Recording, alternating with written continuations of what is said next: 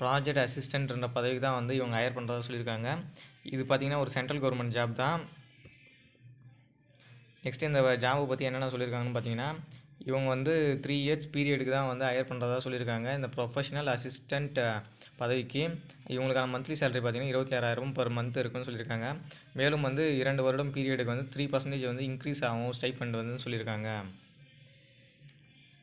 Next total number of young professional designated as a project assistant பார்த்தீங்கன்னா இவங்களுக்கான total number of vacancy பார்த்தீங்கன்னா 40 இருக்கிறதா சொல்லியிருக்காங்க. பெங்களூரில் 4, சென்னையில் 3, டெல்லியில் 3, குண்டூரில் 1, ஹைதராபாத்தில் 4, ஜெய்ப்பூரில் 2, கண்ணூரில் 1, கன்பூரில் 1, கரூரில் 1, மும்பையில் 10 இருக்கிறதா சொல்லியிருக்காங்க.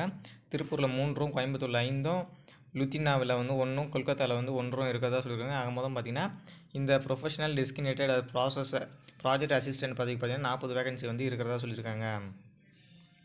நெக்ஸ்ட் இந்த பதவிக்கான ஏஜ் லிமிட்டை